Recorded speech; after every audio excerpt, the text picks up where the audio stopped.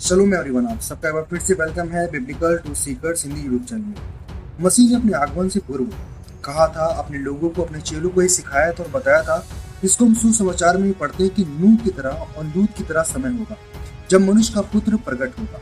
जब हम लूका रचित सुसमाचार 17 अध्याय के 26 आयत पर पढ़ते हैं तो वहाँ पे लिखा है, जैसा नूह के दिनों में हुआ था वैसा ही मनुष्य के पुत्र के दिनों में भी होगा। जिस दिन तक नूह जहाज पर ना चढ़ा उस दिन तक लोग खाते पीते थे और उनमें शादी ब्याह होती थी, तब जब जल प्रलय ने आकर उन सबको नाश किया। हम वचन में पढ़ते हैं कि मसीह हमें इशारा कर रहे हैं, हमें चिन्ह दे रहे हैं और वो ये बता रहे हैं कि ऐसा वक्त आएगा जैसा नूह के समय में व्यभिचार बढ़ गया था, उसी तरह से लूत के समय में कितना व्यभिचार बढ़ गया था।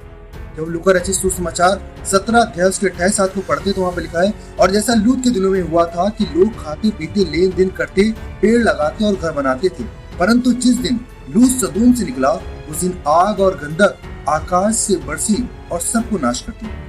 मनुष्य के पुत्र के प्रकट होने के दिन भी ऐसा ही होगा। आज व्यभिचार बढ़ गया है और सबसे बड़ी मिसाल कैथोलिक धर्मगुरु पोप वो कह रहा है कि जो लोग होमोसेक्सुअल हैं, जो लेस्बियन हैं, जो गे हैं, जो एक लिंग में शादी करते हैं, लड़के की लड़के से शादी, लड़की की लड़की से शादी, वो चिल्ड्रन ऑफ गॉड हैं, वो परमेश्वर के बच्चे हैं।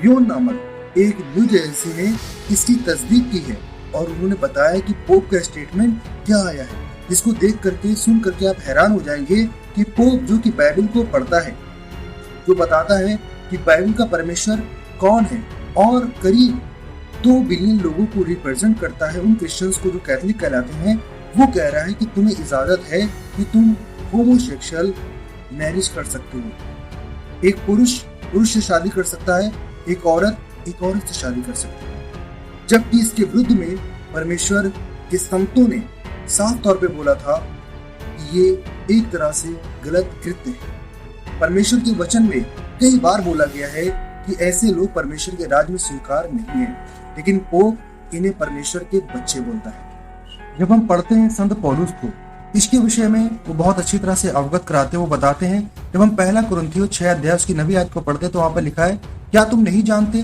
कि अन्यायी लोग परमेश्वर के राज्य के वारिस ना होंगे। धोखा ना खाओ, ना वेश्यागामी, ना मूर्ति पूजक, ना पर स्त्रीगामी, ना लुच्चे, ना पुरुषगामी, ना चोर, ना लोभी, ना पियक्कड़, ना गाली देने वाले, ना अंधेर करने वाले परमेश्वर के राज्य के वारिस होंगे। लेकिन पोप जो एक बहुत बड़ी कम्युनिटी को, एक बहुत बड़ी मेजोरिटी को जो दुनिया की है उसको रिप्रेजेंट करता है, वो मसीह और उसके संतों की विपरीत बात बोलता है। इससे ही हमें अंदाजा होता है कि जिस तरह से मसीह ने कहा था कि लूत और नूह के जमाने के निशानात होंगे, वो आज हमें दिखाई पड़ रहे हैं। इसका मतलब ये है कि मनुष्य का पुत्र कभी भी प्रकट हो सकता है। हम सबको उसके लिए तैयार होना चाहिए। आप सबको अब्राहम इसहाक इसराइल का आशीष दे। इस वीडियो के द्वारा आप इस कर्टिसी में जो कि बियॉन्ड न्यूज चैनल की है उसमें देखिए किस तरह से पोप का स्टेटमेंट यहाँ पर दिखाया गया है। The Vatican yet. The Pope renewed a deal with China and he made a staggering announcement. He's become the first pontiff in history to endorse same-sex civil unions, which basically means the Pope has endorsed gay marriage. The endorsement is part of a feature-length documentary which premiered on Wednesday at the Rome Film Festival. The documentary delves into issues that the Pope is said to care about the most: the environment, poverty, migration, racial inequality. Hong Kong is not on the list.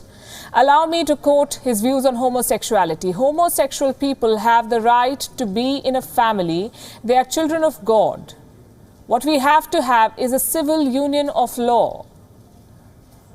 That way they're legally covered.